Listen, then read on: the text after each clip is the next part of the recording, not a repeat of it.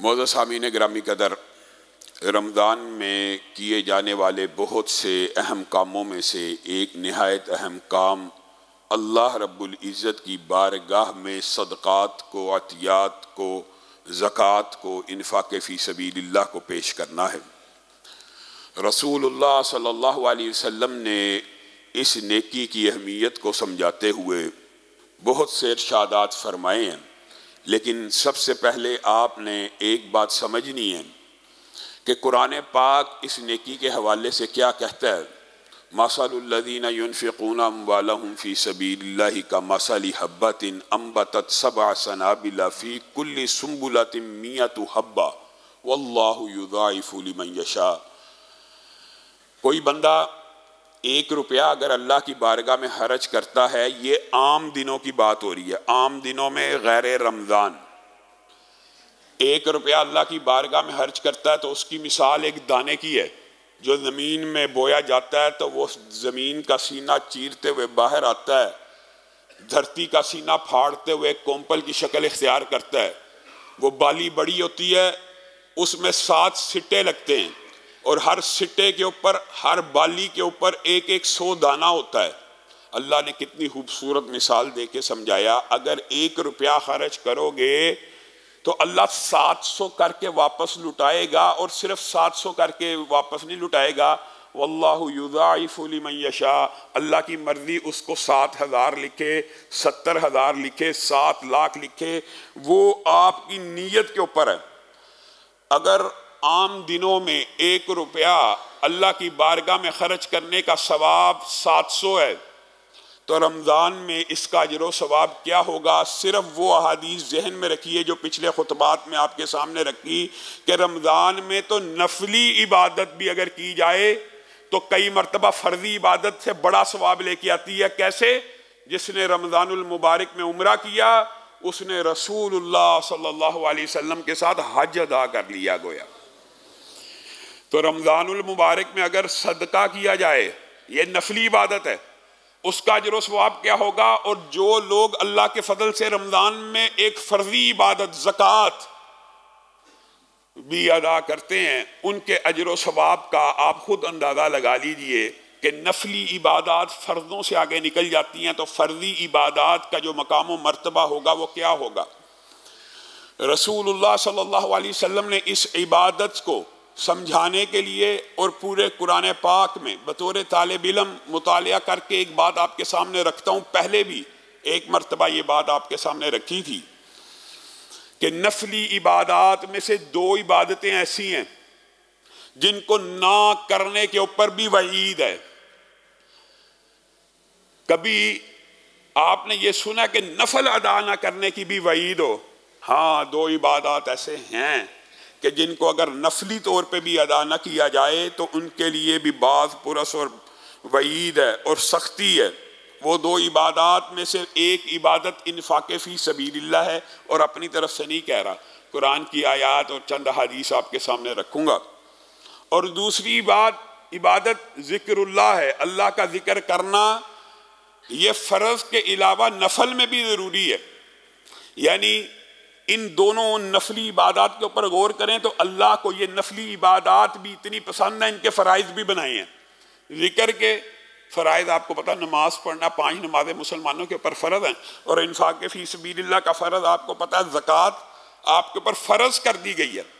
لیکن ان فرائض کے علاوہ بھی اگر یہ 2 عبادات بجا نہ لائی جائیں تو اس میں وعید بھی ہے، اور معاذ اللہ فرشتوں کی بد دعا بھی شامل ہے۔ اللہ تعالی ہم سب کو محفوظ رکھے۔ اللہم آتی منفقاً خلفاً، رسول اللہ کا قول ہے، کسی مولوی کا فتویٰ نہیں ہے۔ آسمان سے جب بھی صبح ہوتی ہے، جہاں جہاں ہوتی ہے، سورج جیسے جیسے صبح کرتا جا رہا ہے، وہاں وہاں فرشتے اعلان کرتے جا رہے ہیں، اللہم آتی منفقاً خلفاً، اے اللہ آج کے دن جو تیری بارگاہ میں خرچ کرے گا اس کے لیے ذخیرہ فرما دینا، اس کے لیے جمع فرما دینا، اس کے لیے آخرت میں اس کو بدلہ عطا فرمانا۔ اب بتائیے، ہر روز فرشتے اترتے ہیں، کیا زکوٰۃ ادا کرنا ہر روز فرض ہے؟ نہیں۔ اس کا مطلب ہے یہ نفلی ایک ایسی عبادت ہے جو ہر روز 5 10 20 100 1000 اپنی اپنی جیب کے مطابق انفاق فی سبیل اللہ کرنا بندے کے اوپر فرض ہے، وہ تو اللہ کا شکر ہے کہ انسان گھر والوں کے لیے کماتا ہے، رزق کماتا ہے، تو اس وعید سے بچ جاتا ہے کہ بیوی بچوں کے منہ میں بھی نوالا ڈالنا صدقہ ہے، اور انفاق فی سبیل اللہ تو اللہ تعالیٰ نے ڈرایا پورا ہے۔ اور اس کے بعد گنجائش ہے کہ آپ اگر اتنا اللہ کی بارگاہ میں خرچ نہیں کر سکتے تو کم از کم اتنا ضرور کیجئے کہ اپنے بیوی بچوں کا پیٹ بھریے، یہ آپ کی ذمہ داری، آپ کے فرائض میں شامل ہے۔ اور بعض سیکولر لبرل لوگوں کے نزدیک تو یہ جو کمائی ہے یا بیوی کو لا کے کھلانا یا بچوں کو لا کے کھلانا یہ مرد کی ذمہ داری نہیں، اب وہ عورتیں بھی چاہتی ہیں کہ ہم بھی یہ برابر نبھائیں گی۔ اور دوسری اسی حدیث کے جو الفاظ ہیں، اللہم آتی ممسکن طلفن، اللہ جو آپ کے راہ میں خرچ کرتا ہے ذخیرہ آخرت بنائیے، باقی رہ جائے اس کا مال بڑھے، اس کے مال میں اضافہ ہو۔ فرشتہ دعا کر رہا ہے، کس کے حکم سے کر رہا ہے؟ اللہ کے حکم سے، تو اللہ نے قبول نہیں کرنی؟ ہر روز کر رہا ہے، ہر روز کر رہا ہے، قیامت کی دیواروں تک ہر روز کرتا رہے گا۔ اور دوسری دعا کیا ہے؟ اللہم آتی ممسکن طلفن، اے اللہ جو آج کے دن خرچ نہ کرے اس کا مال تلف کر دے، اس کے مال کا بیڑا غرق ہو جائے، اس کا مال برباد ہو جائے، اس کا مال تباہ ہو جائے، اس کے مال میں برکتیں ختم ہو جائیں۔ یہ سارے معانی اور مفہوم اس حدیث کے تحت محدثین نے ذکر کی۔ کئی مرتبہ انسان یہ سمجھتا ہے میں صدقہ تو نہیں کر رہا لیکن میرا مال بڑھ رہا ہے، اس میں سے برکت ختم ہوتی چلی جا رہی ہے، اس میں برکت رہی نہیں، مال تو آ رہا ہے اور تو سمجھ رہا ہے کہ تو نے انفاق فی سبیل اللہ نہیں کیا، بیوی بچوں کے لیے جوڑتا جا رہا ہے، پلازے بنا رہا ہے، گھر بنا رہا ہے، اور اگر تو دیکھے تو برکتیں ایسی ختم ہوئی ہیں کہ کبھی بیوی بیمار ہے، کبھی بچہ بیمار ہے، کبھی خود بیمار ہے، جتنے پیسے ایک فرشتہ دعا کر کے تجھ سے طلب کر رہا تھا اس سے زیادہ تو اپنی بیماریوں پہ لگا رہے، اس سے زیادہ تیری دعائیاں آ رہی ہیں۔ فَأَمَّا مَنْ أَعْطَى وَاتَّقَى وَصَدَّقَ بِالْحُسْنَى فَسَنُيَسِّرُهُ لِلْيُسْرَى وَأَمَّا مَنْ بَخِلَ وَاسْتَغْنَى وَكَذَّبَ بِالْحُسْنَى فَسَنُيَسِّرُهُ لِلْعُسْرَى، یہ مولوی کا فتویٰ ہے نفلی عبادات میں سے۔ وَأَمَّا مَنْ بَخِلَ وَاسْتَغْنَى وَكَذَّبَ بِالْحُسْنَى، جو بخل اختیار کرے گا، جو اللہ کے راستے میں مال نہیں دے گا، اس کے لیے تنگیاں پیدا ہو جائیں گی۔ اللہ کہہ رہا ہے جس نے رزق لکھا ہوا، رزق بھی اللہ کا لکھا ہوا، اللہ کا عطا کیا ہوا، بندہ سمجھتا میرے ہاتھوں کی کمائی ہے، کیسا بے وقوف ہے۔ اگر تیرے ہاتھوں کی کمائی ہو تو ذرا اس بات کے اوپر غور کر، دنیا میں سب سے زیادہ امیر طبقہ مستری اور مزدوروں کا ہو کہ سب سے زیادہ ہاتھ کی محنت وہ لوگ کرتے ہیں، ہاتھوں کی کمائی نہیں ہے، اللہ کی قسم اللہ کی عطا ہے۔ اگر ہاتھوں کی کمائی کا اصول ہو تو اس دھرتی کی پشت کے اوپر سب سے زیادہ امیر وہ مستری ہوں، وہ مزدور ہوں جو صبح سے لے کے رات تک اپنے ہاتھوں کی کمائی کرتے ہیں، لیکن اللہ تعالیٰ ان کو حصہ بقدر اللہ کی تقدیر کے مطابق عطا کرتا ہے۔ اور تو گھر بیٹھے چند ٹیلی فون کرتا ہے، اور تو گھر بیٹھے پراپرٹی کے کاروبار کرتا ہے، اور تو کہتا ہے یہ میرے ہاتھوں کی کمائی ہے۔ یہ برین بھی اللہ نے تجھے دیا، یہ ہاتھ بھی اللہ نے تجھے دیے۔ اگر اللہ نے تیرے اوپر رحمتوں کا نزول فرما دیا، تیرے لیے رزق حلال کو کشادہ کیا، تو تیرے مال میں فقیروں، مسکینوں، یتیموں، بیواؤں کا حق ہے، مانگنے والے کا حق ہے۔ تجھے مال اس لیے دیا گیا، رسول اللہ کو بھی حکم دیا گیا، خُذْ مِنْ أَمْوَالِهِمْ، لیجئے۔ اور آج سے میں آپ کو 6-7 سال پرانی اپنی بات بتاتا ہوں، انسان کی اصلاح ہوتی ہے۔ کئی مرتبہ تقریر کرنے والا خود بھی دوران تقریر اپنی اعمال کا جائزہ لے رہا ہوتا ہے۔ جب قرآن کی یہ 6-7 سال پہلے میں نے آیات پڑھی، میری طبیعت میں اس وقت بڑی شرم تھی اور مجھے بہت زیادہ حیا آتی تھی کہ میں کسی کو کہوں کہ اللہ کے لیے، اللہ کے گھروں کو آباد کرنے کے لیے، اللہ کی مسجدوں کے لیے، اللہ کے مدرسوں کے لیے اپنی جیب میں سے مال کو خرچ کیجیے۔ بس ایک حیا کا تقاضا تھا۔ لیکن جب ان احادیث اور قرآن کی آیتوں کو غور سے پڑھا اور رسول اللہ کی سیرت کا مطالعہ کیا تو اپنے اوپر شرم آئی کہ میں معاذ اللہ رسول اللہ سے بھی بڑا ہو گیا ہوں کہ رسول اللہ تو جھولی پھیلا کر چادریں پھیلا کر صحابہ کو حکم دے رہے ہیں کہ مال لے کے آؤ اللہ کے راستے میں خرچ کرو، میں کیوں نہیں کہہ سکتا؟ تو وہاں پہ ایک ٹرننگ پوائنٹ تھا، اور اس کے بعد میرے ذہن کے یہ بند ریچے کھلے۔ یہ تو بات ہے ضمنی طور پہ، یہ خذ من اموالہم، رسول اللہ کو اللہ نے حکم دیا کہ اپنے صحابہ سے مال اکٹھا کرو۔ کس کے لیے؟ دین کی سربلندی کے لیے، دین کے اداروں کے لیے۔ فَلَقْتَحَمَ الْعَقَبَةَ وَمَا أَدْرَاكَ مَا الْعَقَبَةُ فَكُّ رَقَبَةٍ أَوْ إِطْعَامٌ فِي يَوْمٍ ذِي مَسْغَبَةٍ یتیماً ذا مقربہ او مسکیناً ذا متربہ۔ یہ مولوی کا فتویٰ ہے؟ اللہ کا فتویٰ ہے، اللہ کا حکم ہے۔ تجھے کیا پتا نیکی کا رستہ کیا ہے؟ اللہ کہہ رہا ہے فَلَقْتَحَمَ الْعَقَبَةَ وَمَا أَدْرَاكَ مَا الْعَقَبَةُ۔ تجھے کیا پتا نیکی کا رستہ ہے کیا، سیدھا رستہ ہے کیا، ہدایت کا رستہ ہے کیا؟ فَكُّ رَقَبَةٍ، گردنوں کو آزاد کر جو قرضے میں جکڑی ہوئی ہیں، مسکینوں کو کھانا کھلا، یتیموں کے سر کے اوپر دست شفقت کو رکھ، یہ ہے وہ نیکی کی گاٹی۔ بیواؤں، یتیموں اور مسکینوں کے لیے باغ دوڑ کرنے والا سارے دن کے روزے دار سے آگے نکل جاتا ہے، اور سارے رات کے قیام کرنے والے سے آگے نکل جاتا ہے۔ صحیح احادیث ہے۔ وَأَمَّا إِذَا مَا ابْتَلَاهُ فَقَدَرَ عَلَيْهِ رِزْقَهُ فَيَقُولُ ربی اہانن۔ ہے اللہ کہتا ہے مال تو خرچ کرتا نہیں تھا، ڈیلی فرشتے بد دعائیں کرتے تھے، ان میں سے کسی کی بد دعا میں نے قبول کر لی، اور جب اس کی بد دعا قبول ہو گئی وَأَمَّا إِذَا مَا ابْتَلَاهُ فَقَدَرَ عَلَيْهِ رِزْقَهُ، میں نے اس کے رزق کو روک دیا، فَيَقُولُ لوگوں کے سامنے کہتا پھرتا ربی اہانن، میرے رب نے میرے سے رزق کو روک لیا، میری توہین ہو گئی ہے، میری اہانت ہو گئی ہے، عرصہ ہو گیا ہے، مہینہ ہو گیا ہے، 2 مہینے ہو گیا، مندہ پڑا ہوا ہے، مندہ پڑ گیا، حالات ٹھیک نہیں ہیں۔ آپ کو پتہ ہی ہے علامہ صاحب 4 ماہ ہو گئے ہیں، حالات کیسے ہیں؟ حالات خراب ہو گئے ہیں۔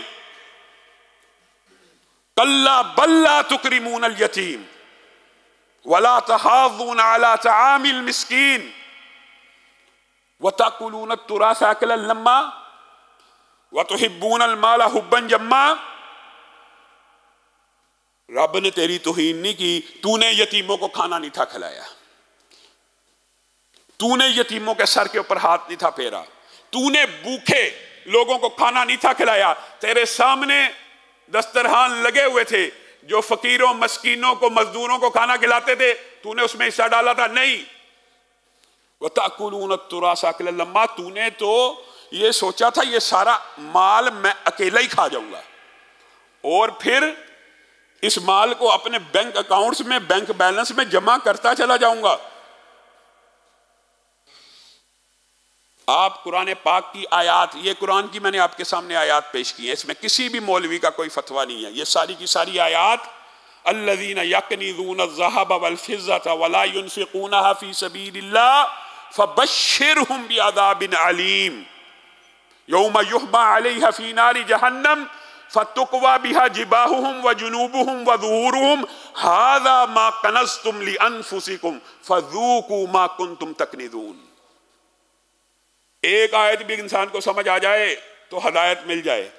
سونا چاندی کو جمع کرتے رہتے ہو، جمع کرتے رہتے ہو، اور جمع کر دیا، چلو جمع کر بھی لیا، تو ان میں سے اللہ کے راستے میں خرچ کیوں نہیں کرتے؟ یہ خرچ نہ کرنا تمہیں بہت بڑے عذاب میں مبتلا کر دے گا۔ دنیا میں تو رزق تنگ کرے گا، بے برکتی آئے گی، مال سے وہ ساری کی ساری برکتیں، مال جس لیے، جس تلذذ کے لیے، جس آسانی کے لیے، جن خواہشات کے لیے اکٹھا کرتے تھے، ان میں سے کوئی خواہش بھی وہ مزہ اور لطف نہیں لے کے آئے گی۔ جتنا مرضی مال اکٹھا کر لو، یہ تو دنیا میں ہوگا، اور آخرت میں عذاب علیم ہوگا۔ یہ سونا چاندی پگھلا پگھلا کے ماتوں پہ، پیشانیوں پہ، کمروں پہ، کندھوں پہ، پشتوں پہ داغا جائے گا، پگھلا پگھلا کے۔ ھذا ما کنزتم، یہی جمع کرتے تھے نا، اب انہی کو کھاؤ، یہی کھا لو۔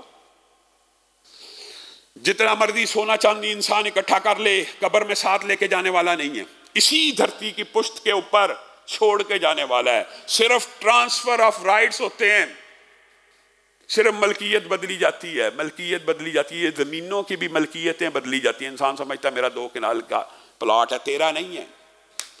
جب یہ دنیا ختم ہونی ہے یہ پلاٹ یہیں پہ رہ جانا ہے، اور جب تو نے مرنا تیرے بچوں کا ہو جانا ہے، اور 100 سال بعد تجھے پتہ ہی نہیں کس نے لے لینا ہے، پتہ ہی نہیں۔ زمین کی پشت کے اوپر جتنا سونا موجود ہے سارا اسی دنیا کے اندر رہ کے چلے جانا ہے، سارا کا سارا۔ میں نے اور آپ نے اس چیز کی سنگینی کو سمجھا نہیں کہ صدقہ جو فرض نہیں ہے اگر اس کو بھی ادا نہ کیا جائے تو اس کی کتنی وعیدیں۔ تو جو فرض ہو، جب زکوٰۃ فرض ہو گئی یا پھر بہانے بازی ہیں، پھر مسئلے ہیں، پہلے بھی آپ کے سامنے رکھے، پھر علماء کو ملوث کرنا چاہتے ہیں اپنے ساتھ گناہ میں۔ یہ پلاٹ خریدا تھا سیونگ کے لیے، یہ پلاٹ خریدا تھا بچی کی شادی کے لیے، یہ پلاٹ خریدا تھا بیچنے کے لیے۔ اب یکم رمضان آ گیا، نیت یہ بن گئی ہے اس کے اوپر گھر بناؤں گا، اب نیت یہ بن گئی ہے یہ کرائے پہ چڑھاؤں گا، اب نیت یہ بن گئی ہے اس کے اوپر بھی ذاتی کام ہوگا۔ اس طرح تم اللہ کو دھوکہ دے دو گے، زکوٰۃ سے بچ جاؤ گے۔ ہر وہ پلاٹ جو برائے فروخت کی، سیونگ کی نیت سے خریدا، چاہے بچوں کے لیے، سب کے پورے پلاٹ کے اوپر زکوٰۃ ہے، یہ فرض ہے۔ اگر صدقہ نہ دینے کی اتنے وعیدیں اور عذاب ہیں تو فرض زکوٰۃ نہ دینے کی عذاب اور وعیدیں کیا ہوں گی؟ آپ نے خود غور کرنا ہے۔ اور اگر بندہ آپ کو رسول اللہ صلی اللہ علیہ وسلم اور ان کے ادوار کے واقعات سنائے، وہ بھی سنانے چاہیے، جو رسول اللہ نے سنائے وہ بھی سنانے چاہیے۔ ان میں سے ایک واقعہ سن لیجئے۔ ایک آدمی کھڑا ہے اور وہ آواز سنتا ہے، اس کی حدیقۃ فلان، اوپر دیکھتا ہے یہ آواز کہاں سے آئی؟ بادلوں میں سے آواز آ رہی ہے کہ فلاں شخص کے باغ میں جا کے بارش برسا۔ وہ بندہ حیران رہ جاتا ہے، بندے کا نام بھی سن رہا ہوں اور بادل کے اوپر سے آواز بھی آ رہی ہے۔ بادل کے تعاقب میں چل پڑتا ہے، ایک زمین آتی ہے اس کے اوپر برستا ہے، وہ پگڈنڈیاں بن جاتی ہیں، نہروں کی طرح نالیاں بن جاتی ہیں، وہ پانی چلتا ہے، ہر طرف صحرا ہے، پانی چل رہا ہے۔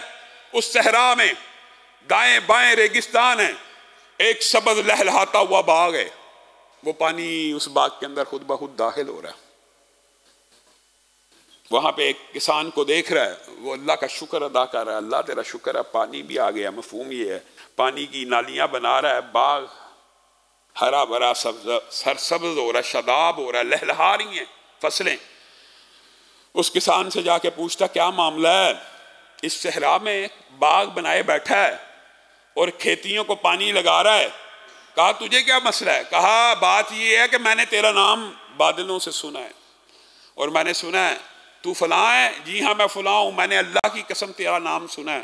کہا اگر تو نے مجھے اب بتلائی دی ہے کہ تو نے میرا نام سنا ہے تو پھر سن لے، یہ لقدک، یہ ویران صحرا کے اندر میں اللہ کا نام لے کے بیج کو بوتا ہوں، اور میری یہ روٹین اور طرز عمل ہے، اس باغ کی جتنی کمائی آتی ہے اس میں سے 33% اللہ کو واپس لوٹا دیتا ہوں۔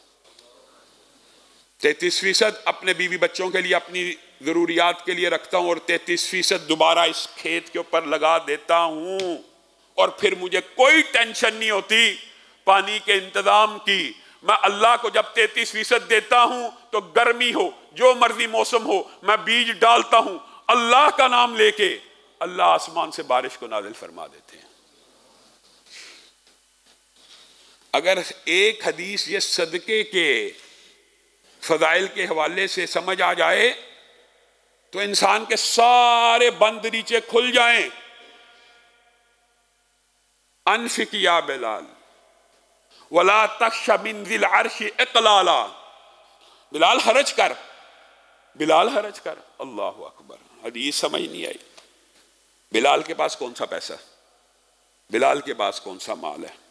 بلال حرج کر، اور عرش والے سے کبھی بھی قلت مال کا خطرہ محسوس نہ کری۔ کس صحابی کو کہہ رہے ہیں؟ غریب ترین صحابہ میں سے، غلام صحابہ میں سے ایک صحابی کو حکم دے رہے ہیں، بلال حرج کر، حرج کر۔ اور اللہ رب العزت سے کمی کا اندیشہ نہ رکھی. اسی لیے رسول اللہ صلی اللہ علیہ وسلم نے فرمایا اللہ کی قسم صدقہ مال کو کم نہیں کرتا. یمحق اللہ الربا ویربی الصدقات. تمہیں یہ دھوکہ دیا گیا، سود مال کو بڑھاتا ہے، سود مال کو تلف کرتا ہے، بے برکتی لے کے آتا ہے، بیڑا غرق کر دیتا ہے، بیماریاں لے کے آتا ہے، سنگینیاں حوادث لے کے آتا ہے، اور صدقہ یہ ساری چیزوں کو دور کر دیتا ہے. یہ اللہ نے قرآن میں کہا انفق علیک. اللہ کہہ رہا ہے، رسول اللہ صلی اللہ علیہ وسلم بتا رہے ہیں حرج کیجیے، آپ کے اوپر حرج کیا جائے گا. اور اللہ تعالیٰ صرف خرچے کی دعوت دے تو یہ بھی بہت بڑی بات تھی کہ زمین و آسمان کا رب، اس کو میرے اور تیرے مال کی ضرورت ہے؟ ایمانداری سے بتلائیے. یہ میرے اور آپ کی آزمائش کے لیے. اللہ کی قسم اللہ کے نزدیک اس مال کی، اس دنیا کی کوئی حیثیت نہیں ہے. وہ رب جو چاہے اس دنیا سے بڑا پلانٹ پورے کا پورا ہیرے کا بنا دے، پورے کا پورا سونے کا بنا دے. تم سمجھتے ہو اس اللہ کو مال چاندی ہیرے جواہرات کی ضرورت ہے؟ ضرورت نہیں ہے. لیکن اللہ تمہیں سمجھانے کے لیے کہہ رہا ہے کون ہے جو اللہ کو قرض حسنہ دے، اللہ کو قرضہ دے. لن تنالوا البر حتى تنفقوا مما تحبون. اور انسان یہ سمجھتا ہے کہ جو کپڑے خراب ہو گئے میں نے وہ صدقہ کرنا ہے، جو جوتے پرانے ہو گئے میں نے وہ ڈونیٹ کرنے ہیں، جو مال خراب ہو گیا میں نے وہ ڈونیٹ کرنا ہے. لن تنالوا البر حتى تنفقوا مما تحبون. تم نیکی کی معراج کو کبھی نہیں پہنچ سکتے، اور نیکی کی اصل اور وہ لطف اور وہ تلذذ اور وہ اطمینان قلبی اور وہ سرور کبھی حاصل نہیں کر سکو گے جب تک وہ چیز اللہ کی بارگاہ میں پیش نہیں کرو گے جس سے تمہیں سب سے زیادہ محبت ہے. جس کو مال سے محبت ہے اللہ کی بارگاہ میں مال پیش کرے. جس کو کپڑوں سے محبت ہے اللہ کی بارگاہ میں کپڑے پیش کرے. جس کو کھانے اچھے لگتے ہیں اللہ کی بارگاہ میں کھانے کھلائے. جس کو جس کا ذوق ہے اس کے مطابق اللہ کے راہ میں خرچ کرے. اور دکھ ہوتا ہے آج یہ بات کہی جائے تو لوگ علماء کہتے ہیں یہ دیکھو جی مولوی نے پلاٹ ہی مانگ لے ہیں. اور حضرت ابو طلحہ جب قرآن پاک کی اس آیت کو سنتے ہیں تو رسول اللہ کی بارگاہ میں پورے کا پورا اپنا سب سے محبوب جائزہ لیتے ہیں. یہ صحابہ کا طرز عمل ہے. یہ قرآن جب نازل ہوا تو صحابہ نے اس کے اوپر عمل کر کے دکھایا. عمل کر کے اپنی جائیداد کا جائزہ لیا. فلاں فلاں فلاں، اچھا یہ جو باغ ہے پھلدار، یہ سب سے زیادہ دل کو میرے یہ اچھا لگتا ہے. رسول اللہ کی بارگاہ میں آ گئے. اللہ کے رسول قرآن کی آیت نازل ہوئی ہے میں تو ڈر گیا ہوں. کیا ہوا؟ اللہ نے کہا جب تک سب سے پسندیدہ مال کو خرچ نہیں کرو گے نیکی کی معراج کو، عروج کو اور نیکی کو نہیں پہنچ سکتے. اے اللہ کے رسول یہ باغ بما اپنے ساز و سامان کے، بما پھلوں کے، بما درختوں کے، بما کھیتیوں کے اللہ کی بارگاہ میں وقف کرتا ہوں. سبحان اللہ. میرے اور آپ میں ایسے ایسے لوگ بیٹھے ہیں جو اللہ کی بارگاہ میں پلاٹ دے سکتے ہیں لیکن نہیں دیتے. کن کو دیتے ہیں؟ سیکولر اداروں کو، ہسپتالوں کو دینے چاہیے، غریبوں کا علاج بھی ہونا چاہیے. لیکن وہ ادارے اور این جی اوز جو صرف امیروں ہی کا پیٹ بھرنے کے لیے آئی ہیں، اور جہاں پہ این جی او بنانے کا مقصد، بات آئیے ضمنی طور پہ تو کہہ دیتا ہوں، میں جاتا ہوں، میں میڈیا پہ جاتا ہوں، میں معاشرے میں پھرتا ہوں، میں نے دیکھا 90% این جی اوز جن لوگوں نے اچھی بھی ہیں لیکن 90% این جی اوز جن لوگوں نے بنائی ہیں ان کا موٹیو یہ ہوتا ہے میں فنڈ اکٹھا کروں، اللہ کے راستے میں بھی لگے گا لیکن میری تنہا 5 لاکھ 10 لاکھ اس میں سے لگے گی. 90% ان کو آپ پلاٹ بھی دیتے ہیں، ان کو آپ گھر بھی دیتے ہیں. میں ڈاکٹروں کے اوپر بھی طنز نہیں کر رہا. ڈاکٹروں کی تنہائیں چیریٹی کے اداروں میں بھی 5-5 لاکھ ہیں، 2-2 لاکھ ہیں، 3-3 لاکھ ہیں. اچھے ڈاکٹر بھی موجود ہیں ہمارے اداروں میں جو فری آئی چیک اپ کرتے ہیں، وہ بھی ہیں. سب معاشرہ ایک سا نہیں ہے لیکن 90% آپ ان لوگوں کی امداد کرتے ہیں جنہوں نے این جی اوز اور مینیجیریل اخراجات 5-5 10-10 لاکھ اپنی تنہائیں، 5-5 10-10 لاکھ عملے کی تنہائیں، کل ملا کے 40-50 لاکھ اکٹھا کیا، 25 لاکھ تنہاؤں میں کھپت ہو گیا، باقی 25 لاکھ کا دین کا کام بھی کر دیا اور راہ خدا بھی لوگوں کی مدد کر دی۔ آپ نے غور کرنا ہے کہ دین کے اداروں کو کس طرح سپورٹ کرنا ہے۔ اور یہ بات بھی یاد رکھیے، یہ واقعات بعد آپ کو بتائے رسول اللہ صلی اللہ علیہ وسلم کے دور کے، اور وہ واقعات متعدد ہیں۔ انشاءاللہ کوشش کریں گے رات کے درس میں، یا ہو سکتا ہے اگلے جمعے کو، یا میں تو چاہتا ہوں زیادہ سے زیادہ اعمال کور ہوں کہ اس رمضان میں یہ اعمال کرنے ہیں، تو کوشش کریں گے رات کے دروس کے اندر بھی ان کو سمیٹا جائے۔ وہ بھائی جو سامنے کھڑے ہیں اوپر چلے جائیں، اوپر مسجد کے بعین اسی طرح کے 2 حال موجود ہیں، اور اوپر عوام آخر میں جاتی ہے، تو جو تنگ ہو رہے ہیں وہ اوپر چلے جائیں۔ میرے بھائیوں، فضیل بن عیاض نے، اور یہ واقعات احادیث سے بھی ثابت ہیں، لیکن میں احادیث کے بعد کے دور کی بات کرتا ہوں۔ فضیل بن عیاض نے ایک واقعہ رقم کیا کہ ایک شخص گھر سے 1 درہم لے کے نکلا، رستے میں اس نے 2 اشخاص کو آپس میں لڑتے ہوئے دیکھا، لڑائی کا سبب پوچھا، کہا اس نے میرا 1 درہم دینا، یہ دیتا نہیں ہے۔ ایک دوسرے کے گریبان پکڑے ہوئے ہیں، لڑائی کر رہے ہیں، نوبت ہے کہ ایک دوسرے کو مار ہی ڈالیں گے۔ جس نے لینا ہے وہ اس کی گریبان کو پکڑا ہوا، اور جس نے دینا وہ کہہ رہا اللہ کے بندے میرے پاس نہیں ہے، مجھے تھوڑا اور ٹائم دے دے۔ اس بندے کے اوپر ترس آیا، کہا یار 1 درہم کی لڑائی ہے، 1 درہم کے لیے لڑ رہے ہو، یہ لو 1 درہم میں اپنی طرف سے انفاق فی سبیل اللہ کرتے ہوئے تمہیں دیتا ہوں، لڑائی جھگڑا ختم کرو۔ ان کی صلح کرا کے گھر واپس آ گیا۔ بیوی نے پوچھا ہاں جی کھانا کہاں ہے؟ کہا وہ یہ مسئلہ بنا رستے میں، اس طرح 1 درہم لگ گیا۔ اچھا اب تو گھر میں پیسہ بھی کوئی نہیں، تو سود کو اکٹھا کیا جائے۔ اس کو بیچ کے پہلے 1 درہم اکٹھا کیا تھا، وہ اللہ کے راستے میں دے دیا، سود تو رہا نہیں۔ اچھا گھر میں جو باقی مانا مال ہے، کچرا کباڑ ہے، اور چلو 2 میں اٹھا کے کوشش کرتا ہوں کچھ کھانے کے لیے ڈھونڈنا ہوں اس مال کے بدلے میں۔ پرانے دور میں ہوتا تھا مال دیا اس کے بدلے میں کھانا مل جاتا ہوتا تھا۔ خیر وہ مال لے کے پورے گھر کا کاٹ کباڑ اکٹھا کیا، لے کے باہر بازار میں چلتا رہا، مال نہ بکا، 1 درہم کا بھی نہ بکا۔ ایک مچھلی والے کے پاس گیا، اس نے کہا بات یہ ہے کہ پیسے جیب میں کوئی نہیں ہے، یہ مال ہے، یہ مال لے لے، اس کے بدلے میں کوئی مچھلی دے دے۔ اس مچھلی والے نے کہا ٹھیک ہے، میرے پاس ایک باسی سی مچھلی پڑی ہوئی ہے جو سارا دن سے نہیں بکی، اس مال کے بدلے میں تو وہی دوں گا۔ کہا وہی دے دے، وہی دے دے۔ وہ مچھلی لے کے گھر آیا، مچھلی کو کاٹا، مچھلی میں سے ایک موتی نکلا۔ بیوی کو کہنے لگا یہ تو مجھے ہیرا لگتا ہے، وہ بڑا قیمتی لگتا۔ کہا کوئی جوہری دوست ہے؟ ہاں میں جوہری کے پاس جاتا ہوں۔ جوہری کے پاس گیا، یہ بڑا قیمتی موتی ہے، اگر تو چاہتا میں تجھ سے خرید لوں تو 40,000 درہم اس کا میں ریٹ لگاتا ہوں، لیکن میرے سے بہتر وہ جوہری ہے، اس کے پاس جا، شاید تجھے زیادہ دے۔ اس جوہری کے پاس گیا، اس نے کہا 80,000 درہم دیتا ہوں، لیکن فلاں ایک جوہری ہے، شاید وہ زیادہ دے۔ اس کے پاس گیا، اس نے کہا یہ موتی 1,20,000 درہم کا خریدوں گا، اور میرے سے زیادہ اس دھرتی کی پشت کے اوپر اس کا کوئی ریٹ نہیں لگا سکے گا۔ بیچنا بیچ دے۔ بیچا 1 درہم لڑائی کے لیے، لڑائی روکنے کے لیے اللہ کے راستے میں دیا تھا۔ واپس لے کے کتنے آ رہا؟ 1,20,000 درہم لے کے واپس آیا تو ایک فقیر نے آواز دی، راہ للہ، اللہ کے راستے میں کچھ خرچ کرے گا؟ کہا کس اللہ کے نام پر؟ کہا اس رب کے نام پر جس نے تجھے عطا کیا۔ کہا بے شک اسی نے عطا کیا۔ چند لمحے پہلے 1 درہم کا مالک نہیں تھا، 1,20,000 درہم ہے۔ اب میرا ارادہ یہ ہے، تو نے جس رب کے نام پہ مانگا ہے، آدھا تیرا ہو گیا، آدھا میرا ہو گیا۔ 60,000 درہم فقیر کو دیے۔ فقیر جاتا ہوا دیکھ رہا ہے کہ کہیں پیچھے سے آواز تو نہیں دے رہا۔ فضیل بن عیاض کہتے ہیں اس شخص نے کہا، وہ کچھ دیر بعد مڑ آیا اور اس نے کہا تیری آزمائش کے لیے آیا تھا، یہ 60,000 بھی واپس رکھ لے۔ اللہ نے فرشتہ بنا کے بھیجا کہ جس کو 1,20,000 درہم دیا اس کا دل کیسا ہے؟ میں رب نے تو 1 کے بدلے میں 1,20 دے دیا، اب جس کو دیا ہے اس کی سخاوت کیسی ہے؟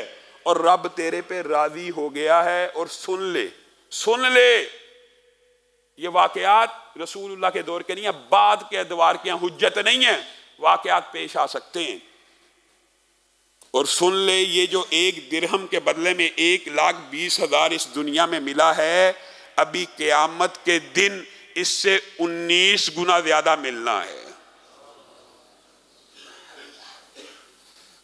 بلال کو ویسے ہی کہہ دیا تھا حرج کر، نہیں، غلے کے ڈھیر لگے ہوئے، مال و دولت کے انبار لگے ہوئے، غریب صاحب بھی اپنے ہاتھ سے کھجوریں کما کر لے کے آ رہے ہیں، رسول اللہ آگے بڑھ کے وصول کر رہے ہیں، اور سارے کے سارے مال کے اوپر جیسے ہم پانی نہیں چھڑکتے ان کھجوروں کا چھڑکاؤ کر رہے ہیں۔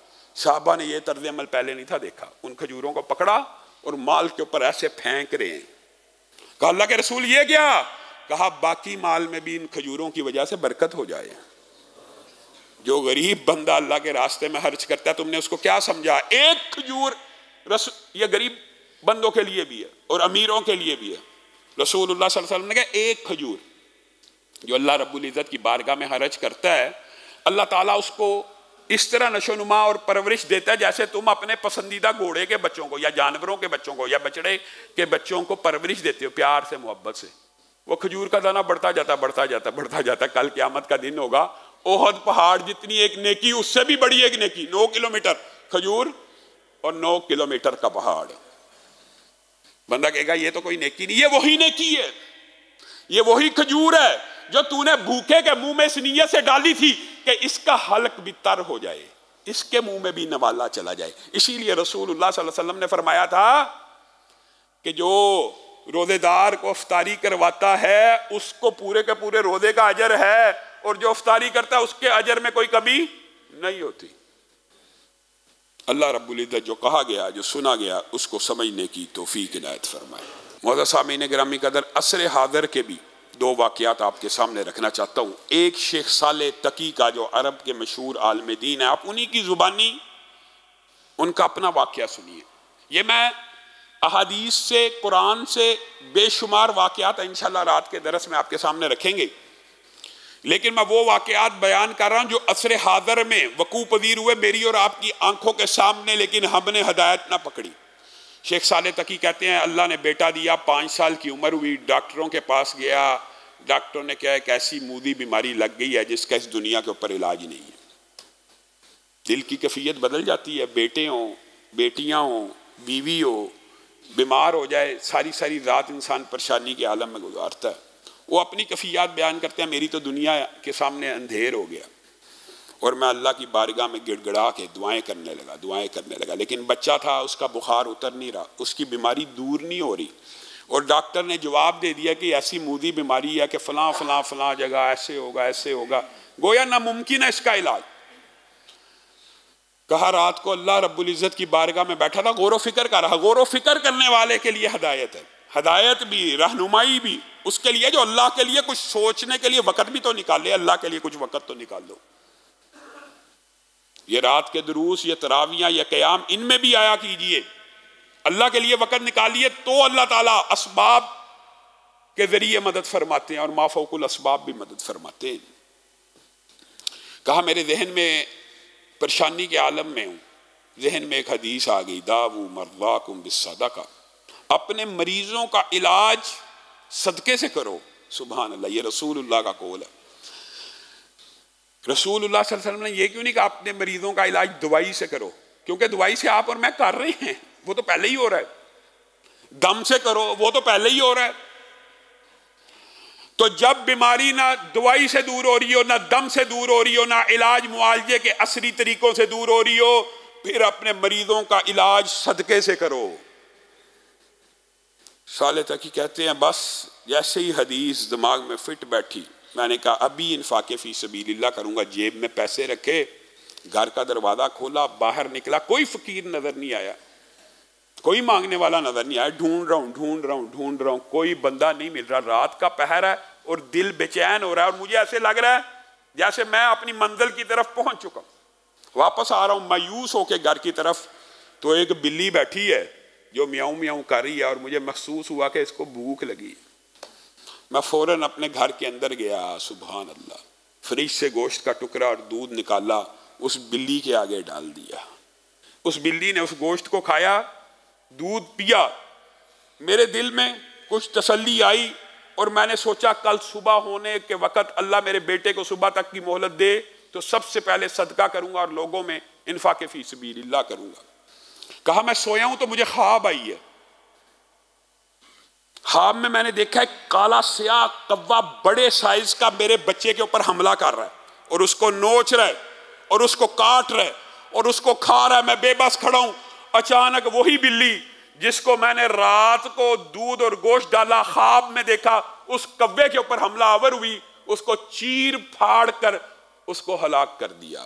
کہاں آنکھ کھل گئی. آنکھ کھلی, بیٹے کے پاس گیا, بخار اتر چکا, چند لمحوں میں بخار اتر چکا. صبح ڈاکٹر کو دکھایا, اس نے کہا بڑی بات ہے, بخار تو اتر گیا, ساری رپورٹیں دوبارہ کرائی جائیں. ایک رات کے اندر اندر رپورٹیں کرائی گئی. وہ مودی بیماری جس کا زمین کی پشت کے اوپر کوئی علاج نہیں تھا, ایک بلی کو دودھ پلانے کی وجہ سے ختم ہو چکی ہے. میں نے اور آپ نے اللہ رب العزت کی مخلوق کے اوپر خرچ کرنے کو یا اللہ کی مخلوق کے ساتھ اثار کرنے کو کیا سمجھا؟ یتیم بچے ہیں, پڑھ رہے ہیں مدرسوں میں. آج آپ کو پورے لاہور نہیں پورے پاکستان کے اندر جو خوبصورت آوازیں, جو مسجدوں کی آبادیاں, جو ممبر و محراب سے اللہ رسول کی باتیں نظر آ رہی ہیں, یہ مدارس دینیہ کی دین ہے. اور یہ سلسلہ اصحاب صفہ سے چل رہا ہے. یہ مسجدیں زمین کی پشت کے اوپر سب سے پکیزہ اور مطہر جگہ ہیں جن کو میں نے اور آپ نے حدیث سن لی, من بنا للہ مسجدا بن اللہ لہ بیتا فی الجنہ, جس نے مسجد بنائی اس کے لیے اللہ جنت میں گھر بنائے گا. کوئی ذوق شوق پیدا نہیں ہوا. اور کئیوں کا اللہ ایسا ذوق کرتا پوری کی پوری مسجد بنا دیتے ہیں. لیکن رسول اللہ صلی اللہ علیہ وسلم نے بھی ذوق پیدا کرنے کے لیے عجیب کلیہ بتایا. جو پوری مسجد نہیں بنا سکتا اللہ کے لیے, وہ مسجد میں اتنا حصہ ڈالے جتنا ایک پرندے کا گھونسلہ ہے, اور بعض روایات میں جتنا ایک چھوٹے سے چھوٹے پرندے کا گھونسلہ یا انڈا ہے. صرف اتنی جگہ بھی مسجد کے اندر حصہ ڈال دیا تو اللہ نے اس انڈے جتنی جگہ کے بدلے میں جنت میں ایک گھر بنا دیا. پھر بھی نہیں ڈالنا, پھر بھی نہیں ڈالنا. اور ایک وہ ہیں حضرت عثمان, مسجد النبوی کی جگہ لے کے دی ہے. آج بھی مؤذن اذان کہتا تو حضرت عثمان کو ثواب مل رہا ہے. آج بھی نمازیں ہو رہی ہیں تو ان کو ثواب مل رہا ہے. میں نے اور آپ نے دین کے اداروں کو, دین کے طالب علموں کو بڑا, سب سے آخری پریورٹی دین ہے. سیلیبریٹیز سب سے پہلے ہیں, ان کے NGOs, ان کے ادارے سب سے پہلے ہیں جنہوں نے اپنی تنخواہیں 10-10, 20-20 لاکھ لگائی ہیں.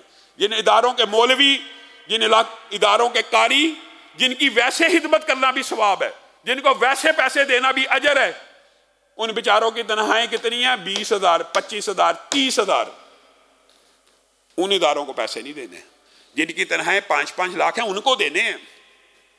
جن اداروں میں 10-10, 20-20, 7,000, 25,000, 20,000 کے تنخواہ یافتہ ہیں, جن کی ویسے کفالت کی ذمہ داری آپ کی ہے, آپ کی ہے, اللہ کی قسم معاشرے کی ہے, حکمرانوں کی ہے. رسول اللہ صلی اللہ علیہ وسلم نے اصحاب صفہ کو نہیں پالا. دین کیسے قائم رہے گا؟ امام بخاری 1200 برس ہو گیا دنیا سے چلے گئے ہیں, آج بھی بخاری شریف کی کوئی بھی حدیث پڑھتا ہے امام بخاری کا ثواب مل رہا ہے. ایک ایک قاری 10-10 قاری قرآن کے پیدا کرتا ہے, 20-20 قاری. اس ادارے کے اندر ہر سال آپ کے سامنے 20 سے 25 بچے حفظ قرآن کر رہے ہیں. پورا سال 150 سے 125 بچوں کا کھانا ہے, ان کے کپڑے, ہر روز کا یہاں پہ کھانے کا سسٹم ہے. یہ تو اس حوالے سے میں چاہتا ہوں کہ بات کی جائے. اور باہر آج فلیکس بھی لگا دی ہیں اس ادارے میں جو جو کام ہو رہے ہیں. اللہ کے بندو, آپ یہ سمجھتے ہیں کہ یہ میڈیا کے اوپر آواز اٹھانا یا اس ممبر سے اٹھنے والی آواز کو سوشل میڈیا پلیٹ فارمز کے اوپر چلانا, اس کے لیے عملے کی ضرورت نہیں ہوتی, اس کے اخراجات نہیں ہوتے. وہ جو دفاع علماء کمیٹی ہے, سینکڑوں بے گناہ علماء کے جو مقدمے لڑے جا رہے ہیں اس مرکز اور اس ادارے سے, سینکڑوں مساجد کے جو دفاع کیا جا رہا ہے, اور ان مساجد کی اللہ کا شکر ہے, اللہ کا شکر ہے اس رمضان میں بھی 10 سے زائد مساجد میں جہاں پہ 14, 15 سال سے تراویح نہیں تھی ہوئی, یہ کم سے تراویح ہو رہی ہے. اللہ کا شکر ہے. اور اپنے وکلاء کی ٹیم کا بھی میں شکر گزار ہوں. مسجدوں کا دفاع, علماء کا دفاع, وہ قیدیوں کا, بے گناہ مظلوم علماء جیلوں میں بیٹھے ہیں, کس نے مقدمہ لڑنا ہے؟ آپ کی ذمہ داری ہے ان کی گردنوں کو جیلوں سے آزاد کروانا, اکیلی میری ذمہ داری نہیں ہے. ہاں, آپ کا مجھے یہ فائدہ ہے کہ اس ممبر پہ بیٹھ کے جو بات ہوتی ہے یہ ہزاروں کا اجتماع انتظامیہ کے اوپر اثر انداز ہوتا ہے کہ یہ ہزاروں کا اجتماع ہے, یہ لوگ آواز اٹھائیں گے تو معاملہ ہائی لائٹ ہو جائے گا، کام ہو جاتے ہیں، لیکن اس کے لیے بھی وسائل کی ضرورت ہوتی ہے۔ آپ کو علم نہیں ہے یہ ایجوکیشنل جو کمپلیکس ہے، اللہ کے فضل و کرم سے اس کا جو پروجیکٹ ہے پورے پاکستان میں کوئی ڈیزرونگ بچہ ہو، کوئی ڈیزرونگ بچہ جو اپ ٹو دا مارک ہو، اس کا یو ای ٹی میں، میڈیکل اداروں میں، سرکاری کی صرف بات ہو رہی ہے، پرائیویٹ اداروں کا نہ ہم افورڈ کر سکتے ہیں، جو بھی کسی سرکاری یونیورسٹی میں داخلہ لیتا میرٹ کے اوپر، یہ ادارہ الحمدللہ اس کام کے لیے بنایا جا رہا ہے، اس کی چوتھی منزل کو مختص کیا گیا ہے۔ ہر سال 100 سے 200 ایسے بچے جو ہاسٹل کی فیس افورڈ نہیں کر سکتے، جو کھانے کا خرچہ نہیں اٹھا سکتے، انشاءاللہ یہ ادارہ ان کو ہاسٹل بھی دے گا اور کھانے کے خرچے بھی دے گا اور ان کو پک اینڈ ڈراپ کی سہولت بھی دے گا۔ وہ مستقبل میں ڈاکٹر بنیں گے، انجینئر بنیں گے اور لوگوں کے کام آئیں گے۔ اور یہ بات ہے، کچھ باتیں ایسی ہوتی ہیں جو ہڈن ہوتی ہیں، لیکن آپ سے آج کہنا چاہتا ہوں اللہ کے فضل و کرم سے اس ادارے میں آج بھی اور آئندہ بھی ان تعداد کو ہم بڑھاتے چلے جائیں گے۔ کب؟ جب آپ لوگ ہیلپ کریں گے۔ آج بھی اللہ کے فضل و کرم سے جو ڈیزرونگ سٹوڈنٹس وکیل بننا چاہتے ہیں ان کو وکالت کی تعلیم دلائی جا رہی ہے۔ تعداد بڑھاتے چلے جائیں گے، تعداد آپ کے سامنے ظاہر کرنا ضروری نہیں ہے ابھی، لیکن اللہ کے فضل و کرم سے جو بچے ڈیزرونگ ہیں اور مقابلے کے امتحانات دے سکتے ہیں ان کی مدد کی جا رہی ہے۔ جو بچہ CSS کرنا چاہتا ہے اس کی مدد کی جائے گی، جو بچہ وکیل بننا چاہتا ہے، انجینئر بننا چاہتا ہے، جج بننا چاہتا ہے، اداروں کے اندر یہ سسٹم بنایا جا رہا ہے اور ان کی تعداد کو بڑھاتے چلے جائیں گے۔ کب؟ جب آپ لوگ مدد کریں گے۔ حفظ قرآن کا سسٹم بڑھے گا کیسے؟ جب آپ لوگ مدد کریں گے۔ یہ ادارے ترقی کیسے کریں گے؟ آپ سے۔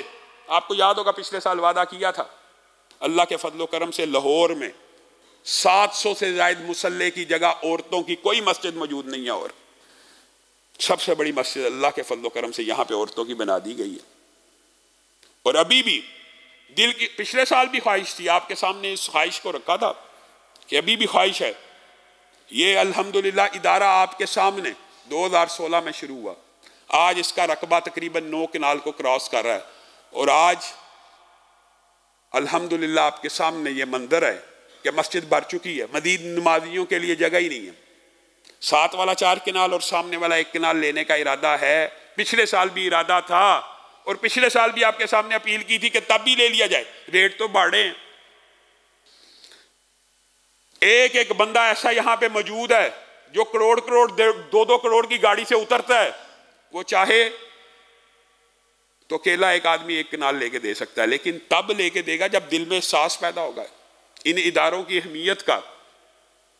یہ 4 کنال اور وہ 1 کنال ملا کے اگر 5 کنال جگہ بنائی جائے تو میری خواہش یہ ہے کہ اس کے اندر سب سے پہلے جو سب سے اہم کام ہے وہ مسجد ہی ہوتی ہے۔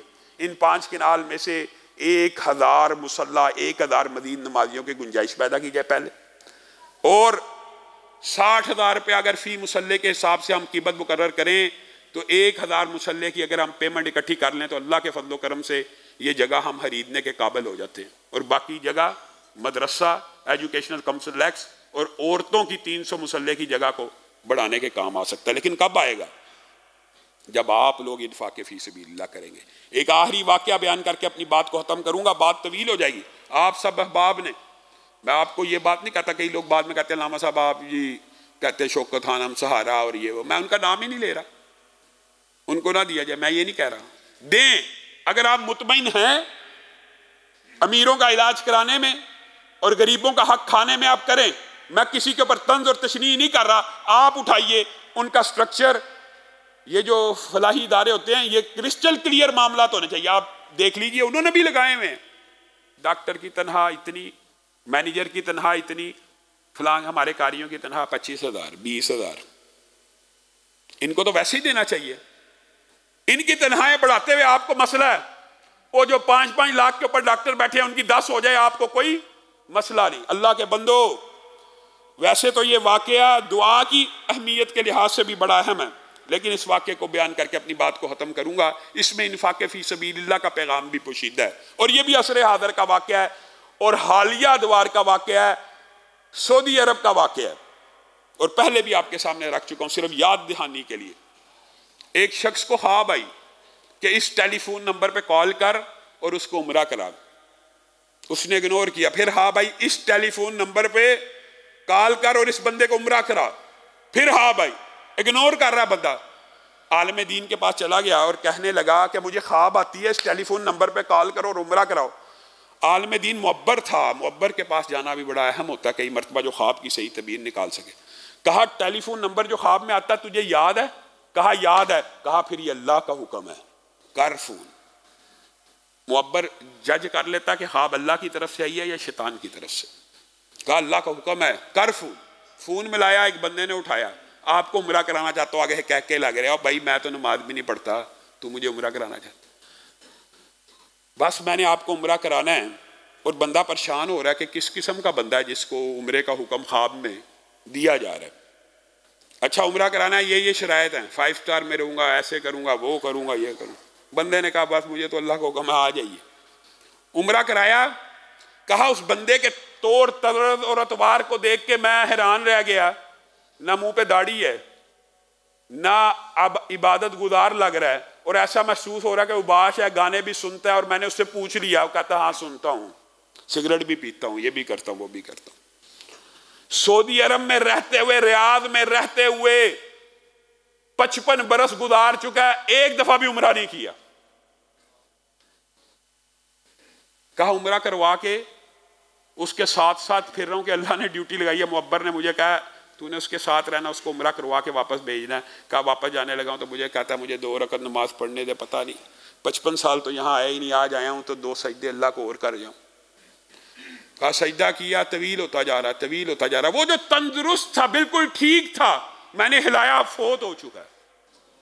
سجدے کے عالم میں, خانہ کعبہ کے صحن میں فوت ہو چکا ہے. کہا بس دل کی دنیا بدل گئی. میں نے کہا یہ تو ایک الہامی خواب تھا اور اس کی کوئی نہ کوئی وجہ ہے. ساری تدفین کے معاملات سے فارغ ہو کے میں نے اس کی بیوی سے پوچھا, مجھے ایمانداری سے بتلاؤ یہ بندہ کیسا تھا, یہ بندے کا کیا معاملہ تھا کہ اللہ رب العزت نے مجھے کان سے پکڑ کے اس کو عمرہ کروایا اور حالت احرام میں, حالت عمرے میں, سجدے کے عالم میں اس کی روح کو قبض کر دیا. اس کی بیوی نے کہا اگر سچ پوچھتے ہو تو غافل تھا, نہ عبادت گزار تھا بڑا, نہ نیک تھا, نہ صالح تھا, سگریٹ بھی پیتا تھا, گانے بھی گنگناتا تھا, اور نمازوں میں بھی قطعی کیا کرتا تھا. لیکن ایک عمل ایسا تھا جو مجھے یاد آ رہا, تو نے پوچھا ہے تو جو مجھے یاد آ رہا ہے, جس کی وجہ نے اللہ تعالیٰ نے اس کا حسن خاتمہ کیا, جس وجہ سے, وہ عمل یہ تھا کہ جب بھی میرے لیے, جب بھی اپنے بچوں کے لیے گھر کا راشن لے کے آتا تھا, گروسری لے کے آتا تھا, بین اتنی ہی گروسری یہ ساتھ میں ایک بیوہ رہتی ہے اور یتیم بچے ہیں ان کے لیے بھی لے کے آتا تھا. اور جب وہ دروازہ کھول کے کھٹکا کے وہ رکھتا تھا تو یہ مسکراتا ہوا, ہنستا ہوا واپس مڑتا تھا, تو وہ بیوہ عورت اس کو دعا دیتی تھی, اللہ تجھے ہدایت دے اور تیرا خاتمہ بالخیر فرمائے.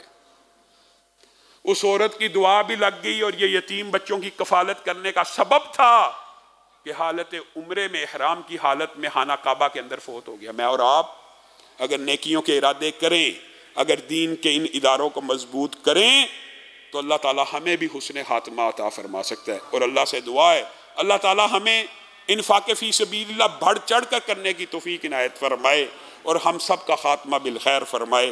سبحان ربک رب العزت عما یصفون وسلام علی المرسلین والحمد للہ رب العالمین.